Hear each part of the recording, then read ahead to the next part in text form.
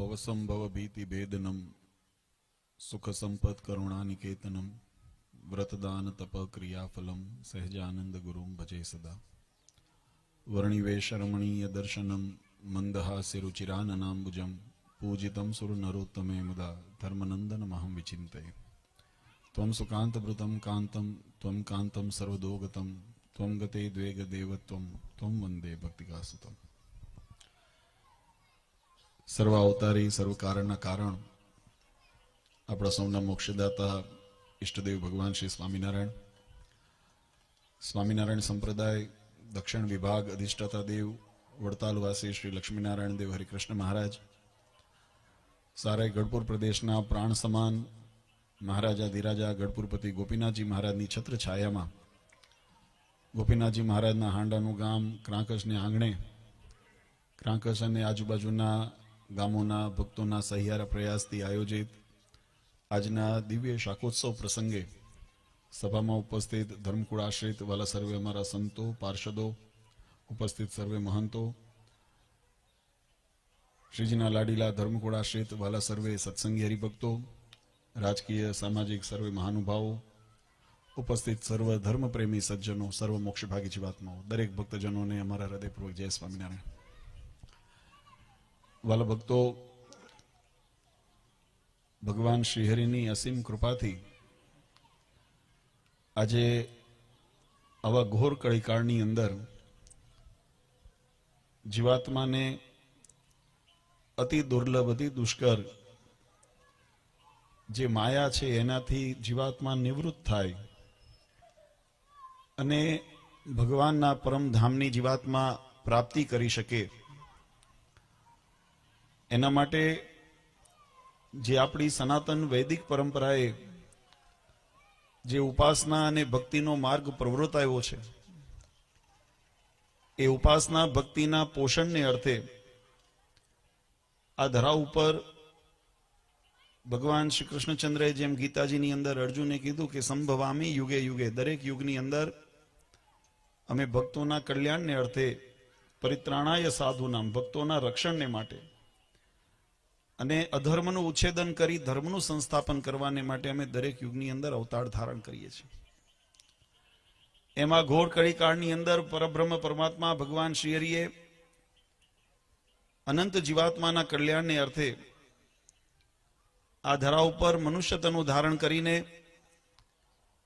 પોતાના સ્વહસ્તે જે સદ્ધર્મની સ્થાપનાને અર્થે ઉપાસના ભક્તિની પવિત્રતાને અર્થે અને જીવાત્મા એન કેન પ્રકારે ભગવાનને ઓળખે ભગવાનના હેત કરે ને ભગવાનની ભક્તિ કરીને ભગવાનના ધામનો અધિકારી બને એના માટે વિવિધ કાર્યો ભગવાને પણ કરેલા છે। આપણા ધર્મની આપણી સંસ્કૃતિની વિશેષતા એ છે કે આપણે ભગવાનને હંમેશા પ્રત્યક્ષ જાણીએ છીએ। શાસ્ત્રોની અંદર ભગવાનના પ્રગટપણાના અલગ અલગ પ્રકારના વર્ણન કરવામાં આવ્યા છે। એમાં વિશેષ કરીને ભગવાન જ્યારે સાકાર રૂપે એટલે કે જ્યારે આ ધરા ઉપર મનુષ્ય આદિ અવતાર ધારણ કરીને જ્યારે પરમાત્મા વિચરણ કરતા હોય ત્યારે એ પરમાત્માને ગુણે કરીને જીવાત્મા જ્યારે ઓળખે છે ભગવાનના લક્ષણે કરીને પરમાત્માની ઓળખાણ થાય છે। કારણ કે એક બહુ સહજ મનુષ્ય પ્રકૃતિ સ્વભાવ છે કે આપણી દ્રષ્ટિ આપણી વિચારધારા બહુ સીમિત છે।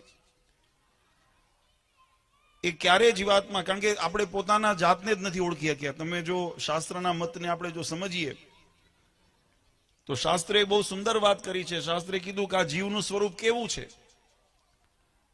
તો જીવાત્માને શાસ્ત્રોએ લખ્યું નૈનમ ચિંદંતી શસ્ત્રાણી નૈનમ દહતી પાવક અગ્નિ બાળી શકતો નથી કોઈ તલવાર આદિ હથિયારથી કપાતો નથી વાયુ સૂકવી શકતો નથી અગ્નિ એને બાળી શકતો નથી વરસાદ એને પાણી ભીજાવી શકતો નથી। આવો શાશ્વત શરીર આ જીવનું સ્વરૂપ છે। અને શરીરના ગુણધર્મ કયા છે તો કે અસ્થિ જાયતે વર્ધતે વિપરિવર્તતે ક્ષીયતે અને નશ્યતે આ ષડ પ્રકારના જે વિકારો છે વિકારે યુક્ત આ મનુષ્ય શરીર રહેલું છે। કોઈ પણ જીવાત્માને તમે જો આ શરીર જે ધારણ કર્યા હોય ને મનુષ્યનું હોય કે પશુ પક્ષીનું હોય કે વૃક્ષ વેલીનું હોય એના નિર્માણથી લઈને એના વિનાશ સુધીની પ્રક્રિયા એની અંદર વિકારો રહેલા છે। આ બાળક જન્મે છે, એની અંદર વૃદ્ધિ થાય છે, એની અંદર અલગ અલગ પ્રકારની શક્તિઓનો સંચાર થાય છે, અને સમયાંતરે એ ક્ષીણ થવા માંડે છે, ક્ષીયતે, અને અંતે નશ્યતે. પછી આ પંચભૂત શરીરને પંચભૂતની અંદર વિલીન કરી દેવું પડે. એની આપણે જાળવી શકતા નથી, આપણી સાથે કાયમ રહેતું નથી. તો શાસ્ત્રોએ આવો સ્પષ્ટ વિભાગ બતાવીને આપણને વિકતિ સમજાવી છે, પણ મનુષ્યની સમજણ શક્તિ અથવા તો આપણી એવી જિજ્ઞાસા આપણી નથી કે આપણે આત્મ સ્વરૂપને ઓળખી શકીએ. જ્યાં સુધી આપણે આત્મ સ્વરૂપને નથી ઓળખી શક્યા ત્યાં સુધી પરબ્રહ્મના પરમાત્માના સ્વરૂપને કેમ જીવાત્મા પામી શકે? એની અંદર ઘણા બધા વિઘ્નો આવે છે, ઘણી બધી અટામણો આવે છે. એવું નથી કે આ કળયુગની અંદર જ ભગવાનની પ્રાપ્તિ દુર્લભ છે. એના પહેલા પૂર્વે સતયુગાદી યુગો થયા ને એની અંદર પણ ભગવાનની પ્રાપ્તિ એ બહુ બળિયો જીવ હોય, બહુ ભાગ્યશાળી હોય ને એને જ ભગવાન મળતા, બાકી ભગવાન મળતા નહીં. આમ તો તપ કરી કરી રાફડા થઈ ગયા, એના દાખલા આપણા શાસ્ત્રોમાં લખ્યા છે. પણ ભગવાનની ઝાંખી થઈ તો થઈ, ન થઈ તો ન થઈ. રામાયણની અંદર એટલે લખ્યું, જન્મ જન્મ મુનિ જતન કરાઈ, અંત સમય રામ આવત નહીં. જન્મો જન્માંતર સુધી જતન કર્યા. ત્રેતા યુગ, દ્વાપર યુગ, ભગવાન સતયુગની અંદર જે ભગવાન કપિલ આદિ અવતાર તરીકે ભગવાન પધાર્યા. તો એ પરમાત્માની પ્રાપ્તિ બહુ દુર્લભ છે. આ માયાને તરવી અતિ દુષ્કર છે. પણ ગીતાની અંદર ભગવાન સ્વામિનારાયણ ગીતાજીની અંદર એમ ભગવાન કૃષ્ણચંદ્રે એમ વાત લખી કે જે જીવાત્મા મને પામી લે છે એ આ માયાના ભવસાગરથી તરી જાય છે ને મને પામી લે છે, મારા ધામની પ્રાપ્તિ કરે છે. આ મારો અચળ સિદ્ધાંત છે.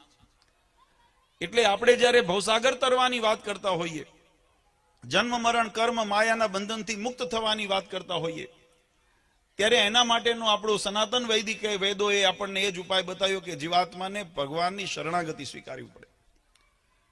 વચનામૃતની અંદર આ જ વાત ભગવાન સ્વામિનારાયણે લખી. મહારાજે ત્યાં એક દ્રષ્ટાંત આપ્યું. મહારાજ કે કોઈ સારો તરવૈયો હોય અને નદી નાળું આવે તો તરીને પાર કરી જાય, પણ જ્યારે કોઈ મહાસાગરને પાર કરવો હોય તો તરતા આવડતું હોય તોય ભલે, ન આવડતું હોય તોય ભલે, એને ત્યાં ઊભું રહેવું પડે. એને કોઈ મોટા વહાણની જરૂર પડે, આશ્રયની જરૂર પડે. અને આ ભવસાગર તરવા માટે જો કોઈ મોટું આશ્રયનું આપણી પાસે વાણ હોય તો એ ભગવાનનું શરણાગતિ છે, ભગવાનનું સાનિધ્ય છે. એના સિવાય બીજું કોઈ આશ્રય નથી જે ભવસાગર આપણને પાર કરાવી દે.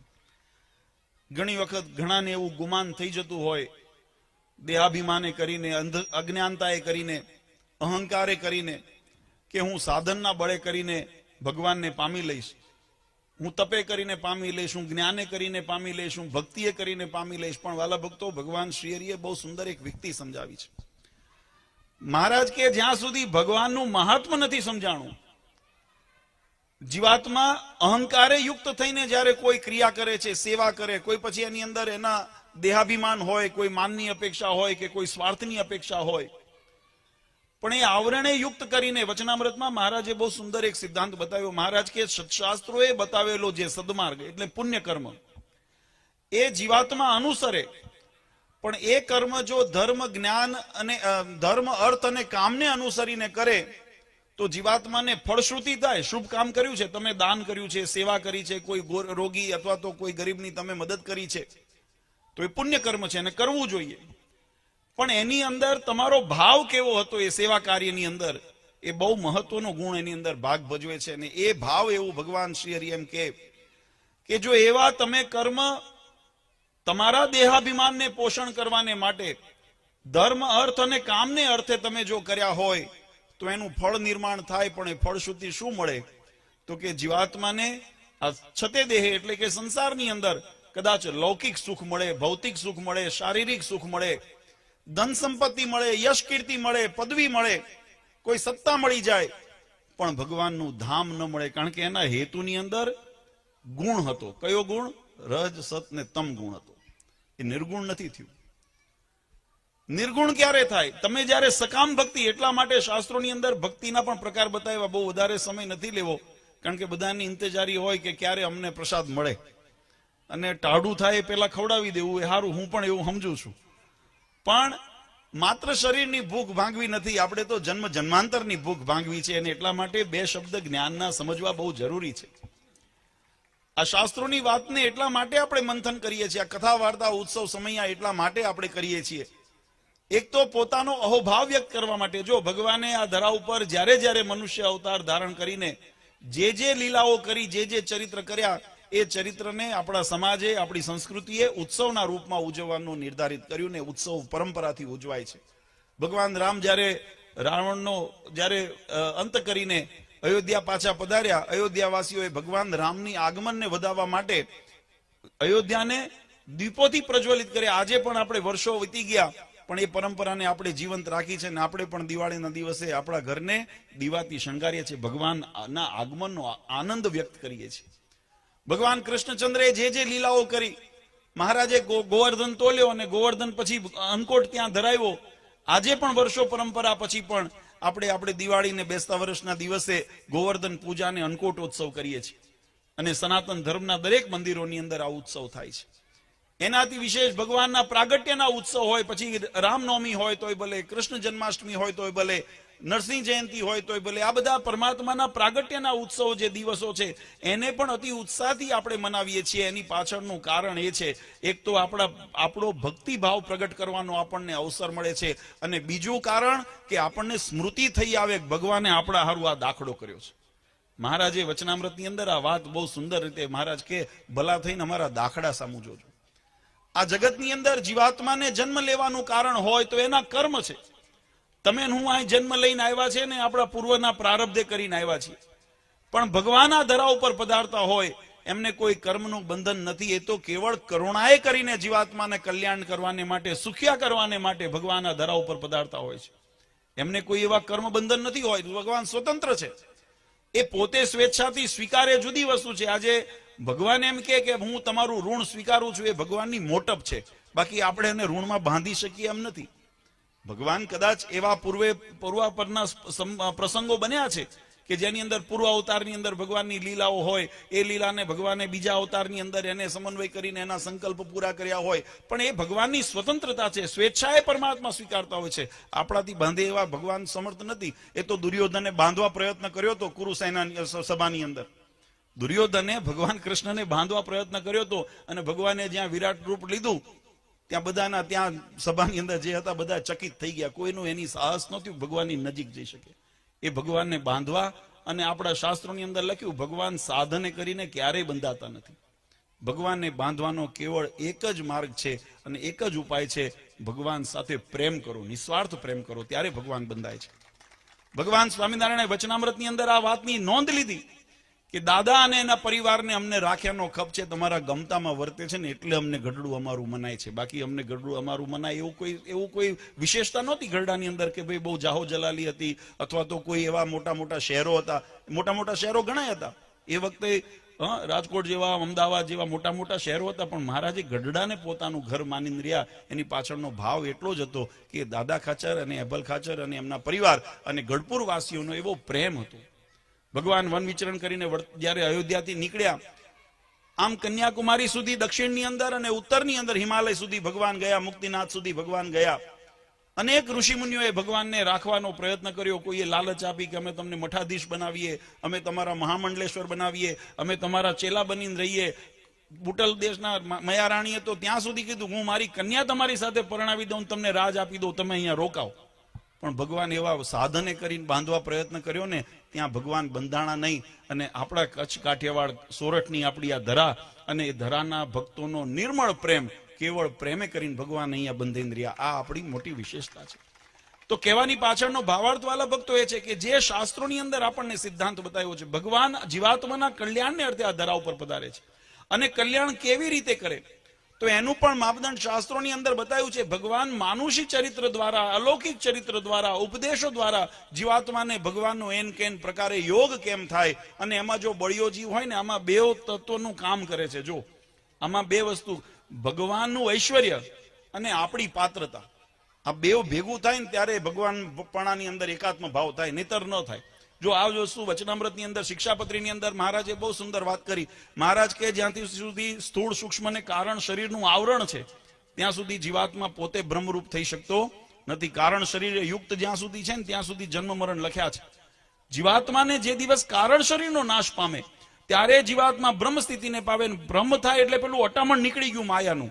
માયાના જે 3 ગુણ છે, રજ સત ને તમ, એ ત્રણેય ગુણનું જે અટામણ હતું એ જ્યારે નીકળી ગયું ત્યારે પરબ્રહ્મની અંદર જીવાત્માનો એકાત્મ ભાવ થાય છે. ત્યાં સુધી ભગવાનની અંદર વચ્ચે અટામણનું કામ કરે. આ ભાવને આપણા જે શાસ્ત્રોએ જે વાત સમજાવી છે એની પાછળનું કારણ એ છે કે બદ્ધ અવસ્થાની અંદર પણ જીવાત્માને ભગવાનની પ્રાપ્તિ કરવી ઘણી દુષ્કર થાય. આપણે બધા બદ્ધ અવસ્થામાં છીએ, પણ છતાંય ભગવાન જ્યારે કરુણા કરે ત્યારે જીવાત્માને કેવી પ્રાપ્તિ થાય તો કે ભવબ્રહ્માદિ દેવતાઓને પણ જે અતિ દુર્લભ છે એવો યોગ ભગવાનનું, એવું સાનિધ્ય, એવો સહવાસ, એવા દર્શન, એવી વાણી, એવો સ્પર્શ, એવી સેવાપરાયણતા, એવી ભક્તિ કરવાનો અવસર એ મૃત્યુલોકની અંદર હોવા છતાં પણ ભક્તોને પ્રાપ્ત થાય. આ ભગવાનની અતિ મોટી કૃપા હોય તો જ શક્ય બને, નહીતર ન થાય. અને આ સિદ્ધાંતને ભગવાન સ્વામિનારાયણે જીવંત કર્યો. મહારાજે આ ધરા ઉપર કળિયુગની અંદર અવતાર તો ધારણ કર્યો, એટલું જ નહીં પણ પોતાની સાથે 500 પરમહંસોને મહારાજ લાવ્યા અને ગામડે ગામડે સત્સંગની અંદર વિચરણ કરાવીને જીવાત્માને, મુમુક્ષુને ગોતીને આ બળિયો જીવ છે, આ મુમુક્ષુ જીવ છે, અને એ જીવ ભગવાનને ઓળખી લે, ભગવાનનું ભજન કરે, સાનિધ્ય, ભગવાનની શરણાગતિ સ્વીકારી લે તો એ જીવનું કલ્યાણ થાય. આવો દાખલો કરાયો.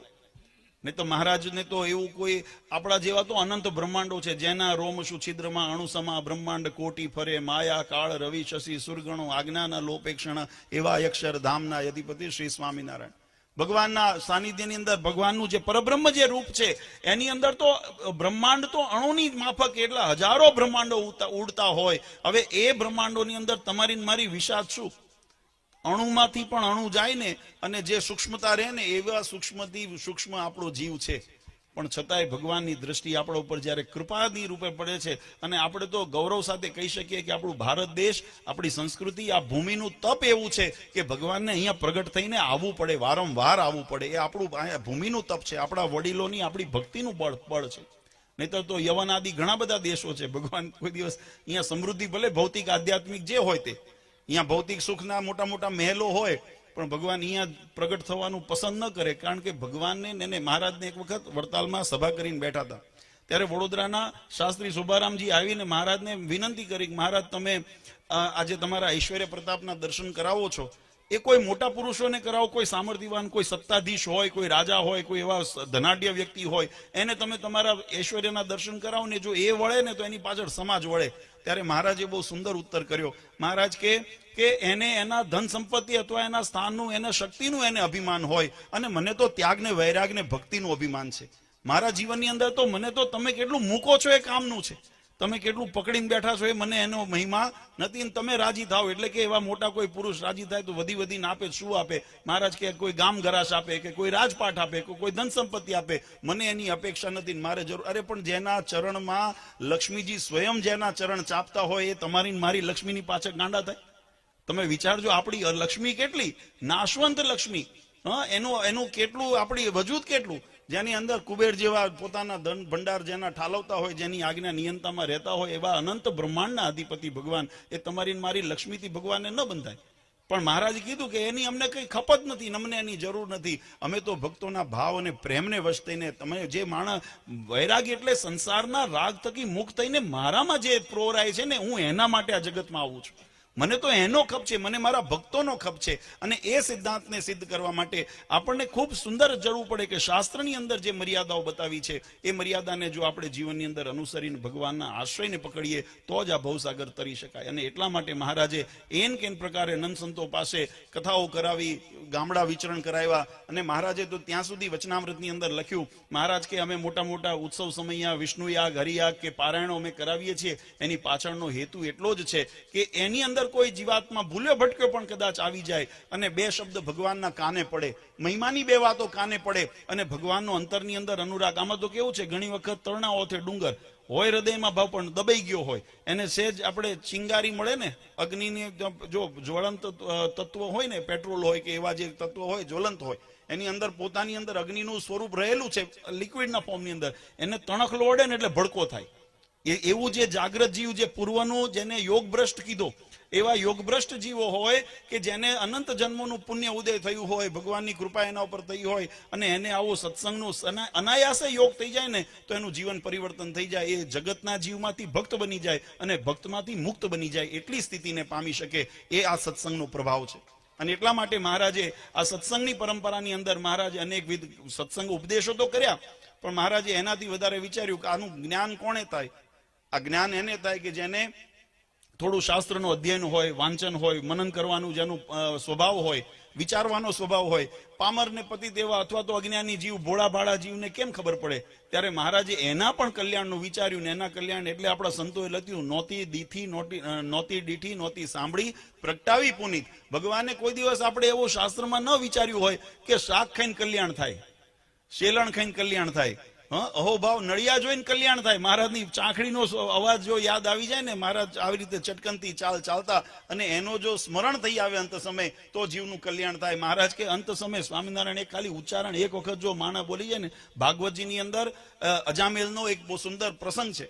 પોતાના પુત્રને પણ જો યાદ કરીને નારાયણ શબ્દનો ઉચ્ચાર કર્યો તો શાસ્ત્રોએ એમ નોંધ લીધી કે યમના જે દૂતો પાસ લઈને આવ્યા હતા એનાથી ભગવાનના પાર્ષદો એનું રક્ષણ કર્યું અને એને બદ્રિકાશ્રમની અંદર જઈને ત્યાં તપ કરાવીને અંતે મોક્ષનો અધિકારી બનાવ્યો. આ ભાગવતજીનું પ્રમાણ ભગવાન સ્વામિનારાયણે વચનામૃતની અંદર આ વાત લખી કે અનાયાસે પણ કોઈ ભાવે કભાવે જો ભાવ ભગવાનનો ગુણ લઈ લે ને, તો મહારાજ કે અમારે એનો એટલે કીધું નોતી દીઠી નોતી સાંભળી. આવું કલ્યાણ સહજમાં સસ્તામાં જો થતું હોય તો કોણે ન ખપે?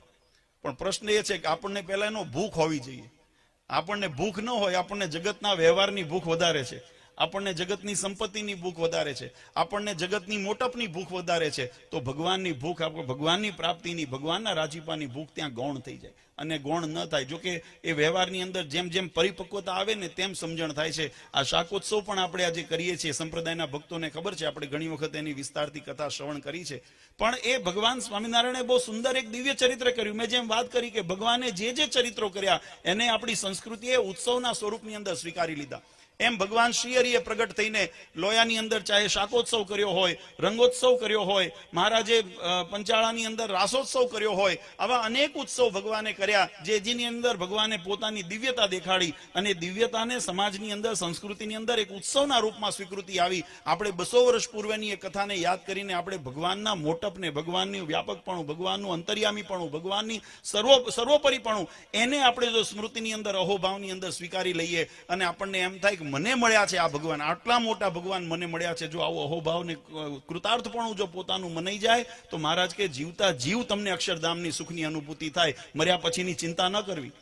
પણ આવું અહોભાવ પોતાના હૃદયમાં પ્રગટ થવો પડે. ક્યારે થાય કે ભગવાનનો યથાર્થ મહિમા સાંભળે. મહારાજે જયારે લોયાનો શાકોત્સવ કર્યો ને, હું થોડીકમાં એ પ્રસંગને યાદ કરું. આપણા સંતોએ એની અંદર બહુ સુંદર કીર્તનોની અંદર એની નોંધ કરી.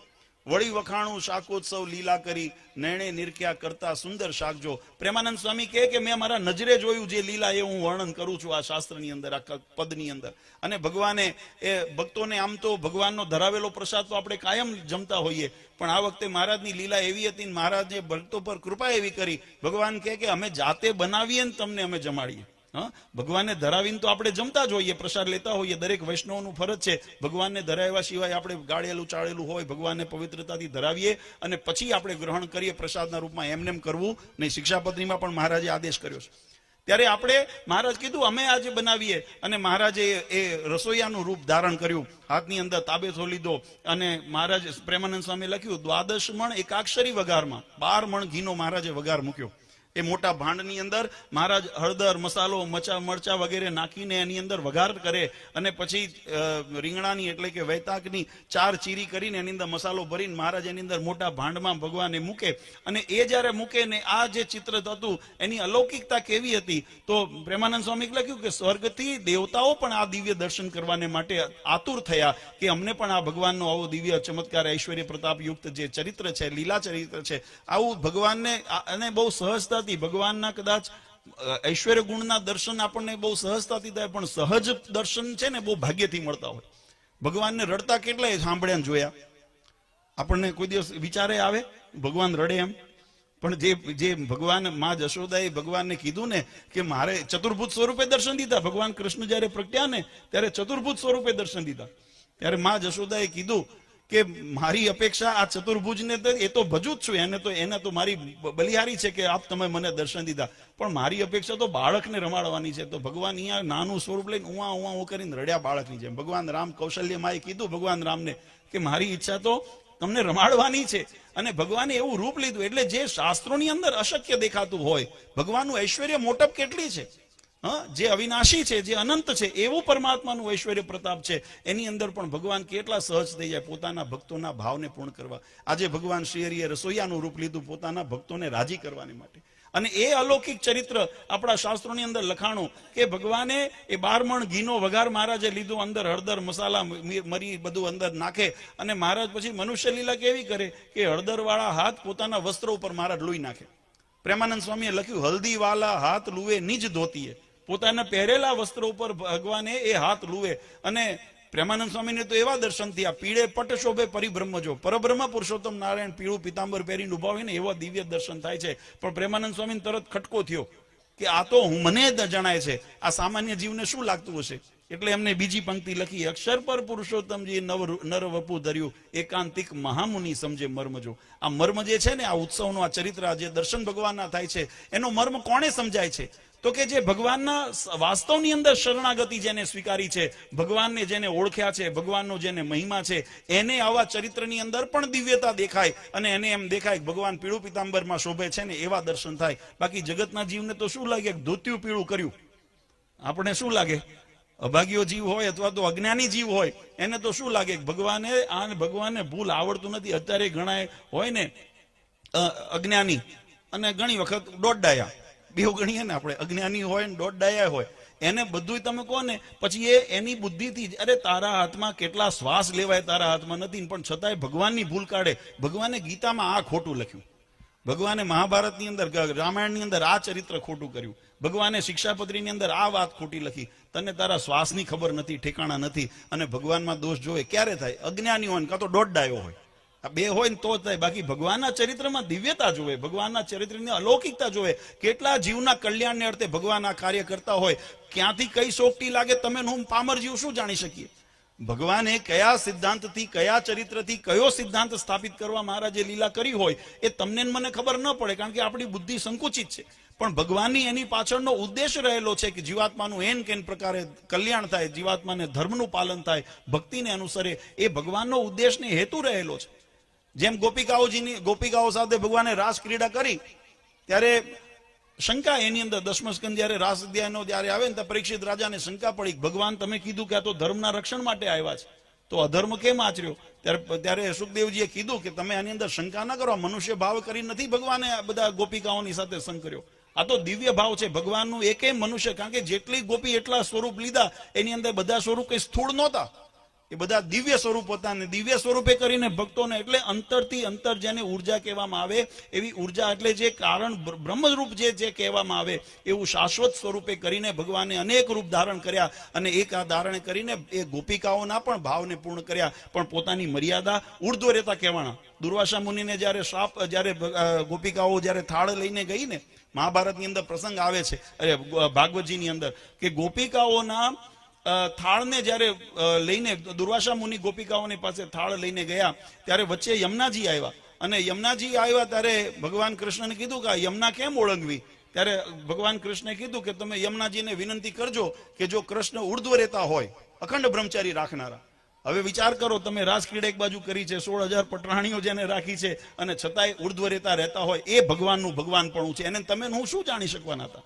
પણ છતાંય એની અંદર જયારે ભરોસો રાખીએ, એમાં વિશ્વાસ રાખીએ, ત્યારે એના જેવા ગુણ આપણા જીવનની અંદર આવે, ત્યારે એને અંદર આશ્રયની અંદર આપણે રહી શકાય. ત્યારે આ કહેવાની પાછળનો ભાવ, ભગવાને એવું ચરિત્ર કર્યું, ભગવાન એક હાથે પીળા હાથે પોતાના વસ્ત્રો ઉપર એ લુએ.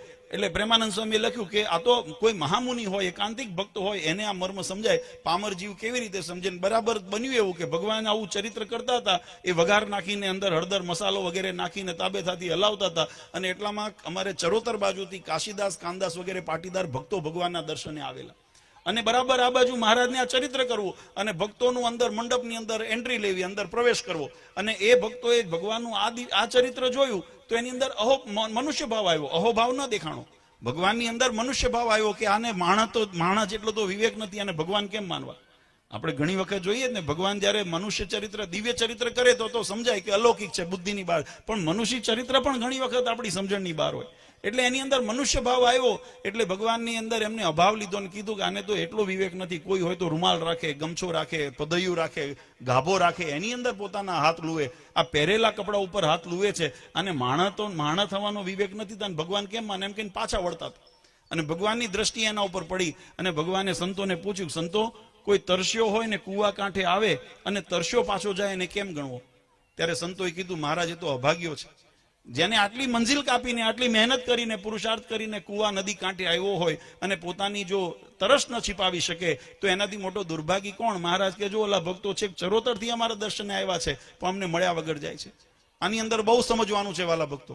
કૂવા કાંઠે આવીને જો તરસ્યા જઈએ તો આપણાથી મોટા અભાગ્યા કોઈ છે નહીં. 84 લાખ યોનિના અંતે મનુષ્ય દેહ મળે છે અને મનુષ્ય દેહના હજારો જન્મોના જ્યારે સત્કૃત્ય ઉદય થાય છે ત્યારે સત્સંગ ઓળખાય છે અને એમાં પણ ભગવાનની જ્યારે કૃપા આવે છે ત્યારે જીવાત્માને એકાંતિક ભક્ત થવાય છે. જ્યાં સુધી આવી નજીક ભગવાત્મા નદીના કિનારે આવ્યા ને છતાંય જો મોક્ષ ન સાધી શક્યા, આપણે આપણું કલ્યાણ ન કરી શક્યા, તો આપણાથી મોટા દુર્ભાગ્ય કોઈ નથી, આપણાથી મોટા અભાગ્યા કોઈ નથી. કે આપણને આટલા છેડે આવ્યા છતાં પણ આપણે વળી 84 લાખ યોનીના ફેરામાં આપણે ભટકવાની તૈયારી બાંધી છે. ભાતું એનું બાંધ્યું. ઘણા કર્મ કરે ને ત્યારે વિચાર ન કરે કર્મનું ભાતું કેવું બંધાય, અને એ કર્મનું ભાતું બાંધે. ઘણા જેને સમજણ હોય એ પોતાના મોક્ષને આ જન્મને છેલ્લો કરવા દાખલો કરે, અને જેને આવો મહિમા ન હોય એ પછી કર્મ કર્યા કરે વગર વિચારે અને ભાતું બાંધ્યા કરે, અને પછી એના માટે 1 જન્મ 2 જન્મ 5 જન્મ અનેક જન્મ ત્રિવિધ તાપની અંદર તપ્યા કરે. એની અંદર એને ઉદ્ધાર ન થાય. ત્યારે મહારાજે આ ચરિત્ર કર્યું. ભક્તોએ જોયા અને ભક્તોને અભાવ આવ્યો અને પાછા ગયા. સંતોને મહારાજે પૂછ્યું, મહારાજને સંતો કે સંતો માં તો અભાગ્યો કહેવાય. મહારાજ કે જો ઓલા ભક્તો અમારા દર્શને આવ્યા હતા પણ અમને મળ્યા વગર જાય છે. પ્રેમાનંદ સ્વામી ભગવાનના સખા ભક્ત હતા એટલે ભગવાનની સાથે થોડી રમૂજ કરવાનો એમનો અધિકાર હતો. એટલે મહારાજને ધીમે રહીને કે મહારાજ આ એમનો વાંક નથી, વાંક તમારો છે. મહારાજ કે અમારો શું વાંક છે? અમે તો તમારા માટે જો રસોઈ બનાવીએ છીએ, શાક વઘારીએ છીએ, અમે તમને હમણાં પ્રસાદ આપશું, તમને બધાને રાજી કરશું, આમાં અમારો શું વાંક છે? ત્યારે સંતોએ મહારાજને કીધું કે મહારાજ અમે કથા વાર્તા કરતા હોઈએ ને ત્યારે તમારા ગુણના ગાન કરતા હોઈએ, ઐશ્વર્યના ગાન કરતા હોઈએ. મહારાજે 3 ચોગલાડી પાક ધારણ કરી છે, જરિયાની જામો પહેર્યો છે, સોનેરી સુરવાર પહેર્યો છે, કમરમાં કટિબંધ બાંધ્યો છે, પગમાં તોડા છે, હાથમાં વેડકળા વીંટી છે, મહારાજે ગળાની અંદર પુષ્પની માળા પહેરી છે. અમે આવું બધું વર્ણન કરતા હોઈએ. તાબેથો લઈને ઉભા હોય એવું વર્ણન અવર કથામાં ન આવે. અને કોઈ દાડો એવું શાસ્ત્રોમાં, ભાગવતમાં, રામાયણમાં એવા પ્રસંગો બહુ ઓછા જ મળે. એવું નથી હો, એવાય છે. ભગવાન કૃષ્ણચંદ્ર સારથી બન્યા ને, અર્જુનના સારથી બન્યા ને, નહીં તો ક્યાં દ્વારકાધીશ, ધીંગોધણી યદુઓના જેને કહેવાય કે સમ્રાટ કહેવાય એવી જ એની મોટા હતી, પણ છતાંય એક પ્રેમને વશ થઈ પારથ રક્ત હાંક્યો, ભૂલ ગઈ ઠકુરાઈ. પોતાની ઠકુરાઈને મૂકીને એ પાર્થના એ અર્જુનજીના સારથી બન્યા. આ ભગવાનની ભગવાનપણાની આ જ પ્રતીતિ છે કે ભગવાન એ થઈ શકે. તમને મારો અહંકાર નડે, આપણને કદાચ આ તો ઠીક છે, બધા તમે બધા સમજુ છો ને ડાયા છો, આ બેઠા નહીતર કોઈ ખુરશી ન મળી હોય તો એનું મોટું થઈ જાય. આ અહંકાર યુક્ત આ જગતની રીત છે. પણ એ ભગવાન પુરુષોત્તમ નારાયણ એને આ મહારાજને વિનંતી કરી કે મહારાજ અમે આવું વર્ણન કરતા હોઈએ, તાબેથો લઈને ઉભા હોય એવું વર્ણન તો આવે નહીં. હવે આ પામર જગતનો જીવ કેમ તમને ઓળખી શકે કે આ તાબેથો લઈને ઉભા પરબ્રહ્મ પુરુષોત્તમ નારાયણ છે, અનંત કોટી બ્રહ્માંડના અધિપતિ છે? કોણ એની અંદર આવો વિશ્વાસ કરે? ભગવાન કૃષ્ણચંદ્ર જયારે કામળી નાખીને, કાળી કામળી હાથમાં ડંગોરો લઈને ગાયો ચરાવવા, જયારે ધેનું ચરાવવા જતા, હવે કોઈને એવું વર્ણન કર્યું હોય કે ભગવાન કાળી કામળી નાખીને એ હાથમાં ડાંગ લઈને ગાયો ચરાવે છે, તો કોઈ જેને ભગવાનનો મહિમા ન હોય એને આ દ્રશ્ય જોવે તેમ માને કે આ છોકરું 18, 5, 7, 15 વર્ષ 10 વર્ષનું આ છોકરું કામળી નાખી છે અને ગાયોના ભરવાડના છોકરાઓની જેમ ગાયો ચરાવે છે અને પરબ્રહ્મ પુરુષોત્તમ નારાયણ છે એવું કોઈ કે? નજરે જે ચર્મચક્ષુથી જેને કહેવાય ને કે આપણા જગતના જે દ્રષ્ટિથી આપણે એને જોઈએ ને તો એને ન ઓળખીએ, પણ એમાં જો વિશ્વાસ રાખીએ ને તો એ જ ભગવાન બાળ સ્વરૂપ એવું ભગવાનનું જે સ્વરૂપ જે ગાયો ચરાવતું હતું એ મોટું વિશ્વરૂપ ધારણ કરી શકવા સમર્થ હતું, જે એને મહાભારતના ગીતાજીના ઉપદેશ કરતી વખતે અર્જુનજીને દર્શન દીધા ના એ જ પરમાત્મા કૃષ્ણ. એવો વિશ્વાસ આપણી અંદર અને એ વાતને સત્યતા કરાવવી જોઈએ. ભગવાને આ ચરિત્ર કર્યું. સંતોએ મહારાજની આગળ થોડી મીઠા શબ્દોની અંદર ટકોર કરી કે મહારાજ આ પામર જીવને કેમ સમજાય કે આ તાબેથો લઈને ઉભા ભગવાન છે? એટલે મહારાજને પછી વિનંતી કરી કે મહારાજ તમે તો દયાળુ છો, કૃપા સિંધુ છો, આ જીવનું મોક્ષ બગડી જશે, આ ભાવ લઈને જતો રહેશે, સત્સંગમાંથી પડી જશે, માટે કંઈક કૃપા કરો. અને ભગવાને દયા કરીને એ ભક્તોને નામ દઈને બોલાવ્યા. કાશીદાસ, કાનદાસ, તમે જે જોવા માટે આવ્યા છો જોઈને જાઓ. અને ભક્તોએ જ્યાં પાછું વળીને જોયું ને ત્યારે ભગવાને ચતુર્ભુજ સ્વરૂપે દર્શન દીધા અને પોતાના ભગવાનપણાની પ્રતીતિ કરાવી. આ એ ઉત્સવ આપણે કરીએ. આ માત્ર રીંગણાનો મહિમા નથી. આમાં વાલા ભક્તો ભગવાનના યોગમાં આવવાથી પામર ને પતિ દેવું જો રીંગણું હોય કે જેને જગતની અંદર તુચ્છ ભાવે દેવ જોવામાં આવે, પણ ભગવાને એનો ઉત્સવ કર્યો તો આજે ગામો ગામ ને શહેરો શહેર એના ઉત્સવ, વિદેશોની અંદર પણ ઉત્સવ, શાકોત્સવ થાય એટલે રીંગણા જ હોય, એમાં પછી બીજું ન હોય. નહીં તો પરવર શાકનો રાજા કહેવાય. એનાથી ઘણા ભગવાને બહુ પૈસા આપ્યા હોય તો સફરજનનું શાક કરીને ખાનારા હોય, સફરજનનું શાક બનાવે, એ પણ એની અંદર શાક ઉત્સવ ન કહેવાય. શાક ઉત્સવ કરવો હોય તો રીંગણાનો ઉત્સવ. કેમ કે ભગવાનના યોગમાં આવ્યું. મહારાજે ભાગવતજીની અંદર એક બહુ સુંદર દ્રષ્ટાંત લીધું, વચનામૃતમાં પણ મહારાજે નોંધ લીધી. ભૂમા પુરુષના લોકની અંદર જ્યારે ભગવાન અશ્વ લઈને, ઘોડા લઈને, રથ લઈને જ્યારે ગયા અર્જુનજીની સાથે, ત્યારે એ અશ્વ આદિ બધા માયિક હતા, પણ ભગવાનના યોગની અંદર આવ્યા તો બધા અમાયિક થયા અને ભૂમા પુરુષના લોક સુધી પહોંચી શક્યા. એમ ભગવાનના યોગમાં જીવાત્મા ભલે પામર છે, માયાના બદ્ધ અવસ્થામાં છે, ત્રિગુણે યુક્ત છે, સ્થૂળ સૂક્ષ્મ કારણે શરીરના બદ્ધ અવસ્થાની અંદર છે, પણ છતાંય જો ભગવાનના શરણની અંદર જીવાત્મા રહેશે, ભગવાનની કૃપા દ્રષ્ટિના અવકાશની અંદર રહેશે. મેં કીધું ને આમાં બંને જરૂર પડે. ભગવાનની કૃપા તો ખરી જ, પણ આપણી પાત્રતા જોઈએ. પછી જો લો ચુંબકનું ગુણ કેવો હોય, લોઢાને પોતાની તરફ આકર્ષે, પણ કટાઈ ગયેલું બટાઈ ગયેલું જો લોઢું હોય ને તેના ઉપર લો ચુંબક પ્રભાવ કરે નહીં. લોઢાએ પોતાની પાત્રતા જાળવવી જોઈએ, તો એ લો ચુંબક એને આકર્ષે. એમ ભગવાનની જે શક્તિ છે, ભગવાનનું ઐશ્વર્ય છે, એ તો ભક્તોને પોતાની તરફ આકર્ષે જ, પણ સામે સામે ભક્તે પણ એવું પાત્રતા જો કેળવી હોય તો એક એ પાત્રતાના આધારે જીવાત્માને એ ભગવાનની પ્રાપ્તિ થાય. ભગવાનને મહારાજે જ્યારે આવા દર્શન દીધા, એ કાશીદાસ, કાનદાસ વગેરે પાટીદાર ભક્તોએ ભગવાનનું શરણ પકડ્યું અને ભગવાનના આશ્રિત બન્યા. આજે એ ઉત્સવ આપણે ઉજવીએ છીએ. એટલે ખરેખર ખૂબ આનંદની વાત છે વાલા ભક્તો, કે આવા કળિયુગની અંદર. અને આ વાત કેવી છે કે ઘણી વખત જેનું મેં કીધું જેનું ભાગ્ય બળ કરતું હોય ને એને આ વાત સંભળાય અને સમજાય, નહીં તો સંભળાય જ નહીં. પહેલી વાત તો આવું કથા વાર્તા કરનારા, નહીં તો જગતમાં મેં ઘણી વખત જોઈએ છીએ કે લોક રંજનની વાતો વધારે થતી હોય. ભગવાનના ચરિત્રો, ભગવાનના મહિમા, ભગવાનના સિદ્ધાંતોની વાત કરનારા કડવું વેણ કહે. આપણા સંતો માટે લખાણું, કડવું વેણ કહે પોતાના જાણીને. મહારાજ જ્યારે પોતાના જણાય ને ત્યારે એને સાચા મોટા. તમે ડોક્ટર પાસે જાઓ ને તો ડોક્ટરને જો તમને નિરોગી કરવા હોય ને તો પંપાળે કરીને નિરોગી ન થાય. ભલે પંપાળે જુદી વસ્તુ છે, પણ ઔષધિ તો દેવી જ પડે ને. ઔષધિ ઘણી વખત કડવી પણ હોય, પણ છતાંય જો એ ઔષધિને આપણે પાન કરીએ, પચાવીએ તો નિરોગી થવાય. એમ ભવસાગરને આપણે તરવો છે, જન્મ જન્માંતરના રોગથી મુક્ત થવું છે, તો આ સત્સંગરૂપી શબ્દો, સિદ્ધાંત રૂપી શબ્દોને આપણે સાંભળવા પડશે અને પચાવવા પડશે. અને જીવનની અંદર જ્યારે આપણે એને અનુસરણમાં મૂકશું ત્યારે આપણે આ ભવસાગર તરી શકશું, ત્યારે ભગવાનના ધામની પ્રાપ્તિ થશે. એટલે ખરેખર આજનો પ્રસંગ આપણા માટે આનંદનો છે. આમ તો ઘણા બધા ભક્તોની અવારનવાર ઈચ્છા હોય કે અમારે આંગણે પ્રસંગ થાય, સત્સંગનો અમને કંઈક પોષણ મળે. હરિભક્તોની ખેવના ઘણી વખત હોય છે, પણ સમયના અભાવે, ઘણી વખત સંતોના સમયના અભાવે, કોઈ વખત કાર્યક્રમોની વ્યસ્તતાને કારણે દર વખતે દરેક ગામમાં ન પહોંચી શકીએ. પણ ઘણો વિચાર કર્યા પછી એક સંકલ્પ થયો તો પરમ પૂજ્ય મહારાજશ્રીને વાત કરી. મહારાજશ્રીએ આજ્ઞા આપી કે આપણે દરેક ગરડા દેશ હોય, જુનાગઢ દેશ હોય, વડતાલ દેશમાં દરેક વિસ્તારની અંદર વર્ષમાં કમસે કમ એકાદ ઉત્સવ એવો થાય કે જેના માધ્યમે કરીને સત્સંગને પાણી પોષણ મળ્યા કરે. ખાતર પાણી મળે ને તો લીલો રહે, નહીં તો હુકાઈ જાય. એટલે એટલું આયોજન કરવા માટેનો સંકલ્પ કર્યો. અને ત્યારે ગોપીનાથજી મહારાજની પરમ કૃપાથી આપણે ગઢપુર દેશના શાકોત્સવનું આયોજન શરૂઆત કરી. અને દર વર્ષે દરેક ગામમાં તો ન પહોંચી શકે, પણ દરેક વિસ્તારની અંદર અલગ અલગ 5, 10, 15 ગામો ભેગા થઈને એક ઉત્સવ કરે, આજુબાજુના ગામવાળાનો લાભ લે, બીજે વર્ષે બીજે ગામ. એમ કરીને આપણે દર વર્ષે આ સત્સંગ યાત્રા અને શાકોત્સવ યાત્રા નીકળે છે. એના માધ્યમથી હરિભક્તોને સત્સંગનું પોષણ મળે, સત્ય સિદ્ધાંતોની જાણ થાય, ભગવાનના મહિમાની જાણ થાય, અને અંતે આપણે મહાપ્રસાદ લઈને આપણા અંતઃકરણ ઇન્દ્રિયોને આપણે પવિત્ર કરીએ અને ભગવાનના કૃપાના આપણે અધિકારી બનીએ. એ જ એની પાછળનો ઉદ્દેશ રહેલો છે. મહારાજશ્રીની આજ્ઞાથી અને ગોપીનાથજી મહારાજની કૃપાથી આ વર્ષે પણ આ યાત્રા સુખરૂપે ચાલી રહી છે. અને તમે બધાએ આ વખતે ક્રાંકસવાળાએ બીડું ઝડપ્યું. જોકે વર્ષમાં 1-2 વર્ષે પ્રસંગ કરતા જ હોય છે. આ જગ્યામાં જ આપણે લગભગ 3 તો 4 પ્રસંગો આ સ્થાનમાં આપણે કર્યા. એટલે ક્રાંકસના હરિભક્તો આમ જાગૃત છે, પણ થોડું વધારે સાવધાન રહેજો. અત્યારે કેવું છે તમારે, આમ હવે તો બધા અનુભવી થઈ જ ગયા હશે. નવા જ્યારે સિંહ મૂક્યા હોય કે રોજડા જ્યારે નવો ઉપદ્રવ થયો હોય ને ત્યારે આપણે બેદરકારી વધારે હોય, પણ જાજો ઉપદ્રવ થાય પછી બેદરકાર રહો છો. એમ હવે જાજો ઉપદ્રવ જ્યારે કળિયુગનો થતો હોય ને ત્યારે બધાએ સાવધાન પણ વધારે રહેવાની જરૂર છે કે ક્યાંક કળિયુગ આપણામાં પ્રવેશી ન જાય, ક્યાંક ધર્મના નામે આપણે ખોટા માર્ગે ન ચડી જઈએ, ક્યાંક જગતને રાજી કરવા જગદીશ નારાજ ન થઈ જાય. એનું ખરેખર આપણે સાવધાની રાખવાની જરૂર છે. ભગવાનની નારાજગીને આપણે નહીં પહોંચી શકીએ. જગત નારાજ હશે ને. અમે ઘણી વખત કહીએ કે મીઠું રાંધતા હોઈએ ને એમાં મીઠું હવારે વધારે પડ્યું તો હાજે આપણે ઓછું નાખશું, એ સુધરી શકશે.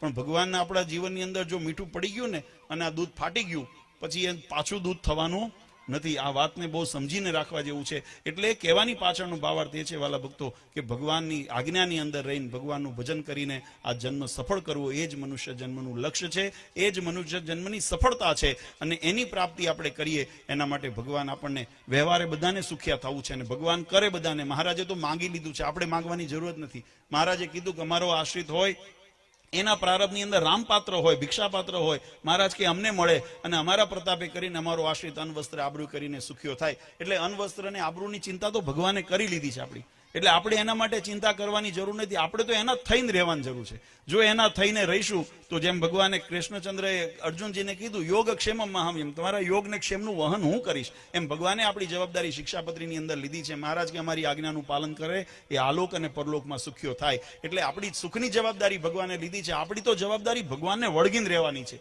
ભગવાન નારાજ થાય, ભગવાનની આજ્ઞા લોપાય, ભગવાનનો સિદ્ધાંત લોપાય એવું કાર્ય કરીને ભગવાનનો નારાજગીને વોરી લઈએ અને પછી આપણે થઈએ સુખ્યા નથી. તો અને કદાચ મેં કીધું એમ વચનામૃતમાં જે મહારાજ કીધું કે જગતની દ્રષ્ટિએ સુખ્યા થવાશે.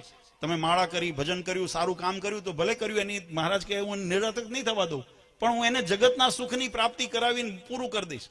એનાથી વધારે જન્મ મરણના ફેરા ટળવાના નથી. મહારાજ કે જો ભગવાનની આજ્ઞામાં રહીને ભગવાનનું ભજન કરશો ને તો જ અક્ષરધામમાં તમે ને અમે ભેળા રહીશું, નહીતર અક્ષરધામ મળવાનું નથી. તો આપણો દાખલો અક્ષરધામની પ્રાપ્તિ, કારણ કે ધર્મ, અર્થ, કામ અને મોક્ષ, આ મોક્ષની અપેક્ષા પ્રથમ કરવાની છે કે મોક્ષ બગડે નહીં. ધન સંતોએ આપણા શબ્દોમાં લખ્યું ને કે લાખ કામ બગાડીને મોક્ષ સુધાર્યો તો લાખે સુધર્યા, અને લાખ કામ સુધારીને મોક્ષ બગડ્યો તો લાખે બગડ્યા. આપણે જીવન મરણમાં આ માર્ગ ફરી આવો આપણને અવસર મળવો નથી. ફરી જે 84 લાખમાં ભટકવાનું થશે ને ફરી મનુષ્ય જન્મ મળશે ને. અત્યારે તો આ ત્રાહીમામ લોકો પોકારે જ છે. કળયુગથી, ભ્રષ્ટાચારથી, જે અજંપો આપણા જીવનની અંદર છે, બધી કેટલે ત્રાસદી છે. તો એનાથી અત્યારે આપણે કળયુગ આ જો કરતા હોઈએ તો હજુ તો કળયુગ ઘૂંટણિયા ભેર છે. જ્યારે ચતુર્થ એના ચરણની અંદર આવશે અને જ્યારે ફૂલ જોશની અંદર કળયુગ દોડતો હશે ને ત્યારે તો તમે અમે સંકલ્પને સહને ન કરી શકીએ. જીવની એવી પરિસ્થિતિ થવાની છે. ત્યારે એવા સમયની જો આપણે સાક્ષી ન બનવું હોય તો અત્યારે આપણે જે સમય મળ્યો છે એનો સદુપયોગ કરીને પોતાના કલ્યાણને સાધી લઈએ અને પછી ભગવાનના ધામની અંદર જઈને મહારાજના ચરણમાં અખંડ સુખ્યા થઈ જઈએ. એ જ આપણા જીવનનું લક્ષ્ય હોવું જોઈએ. તો આજના દિવસે ભગવાન હરિકૃષ્ણ મહારાજ, ગોપીનાથજી મહારાજને પ્રાર્થના કરીએ કે આ જીવનની અંદર આપણને એ પ્રાપ્તિ થાય અને જીવનની અંદર કદાચ કળયુગ આદિનો પ્રભાવ અમારા પર, મહારાજે તો કીધું માંગજો, 4 પ્રકારના કુસંગથી કાયમ ભગવાન રક્ષા કરે. હવે એની અંદર કદાચ એ લિસ્ટમાં વધારો કરવો હોય ને તો હવે એમાં મહારાજે જો કે આજ્ઞા કરી છે પાખંડ, કલ્પિત અને પરધર્મનું આચરણ પણ કરવું નહીં. તો એવા પાખંડ આદિ ધર્મથી પણ અમારી રક્ષા કરે, 4 કુસંગથી તો રક્ષા કરે, પણ ધર્મના નામની અંદર જે આવા અવલંબનો થઈને જે ભ્રષ્ટ થતા હોય તો એનાથી પણ ભગવાન અમારું કાયમ રક્ષા કરજો.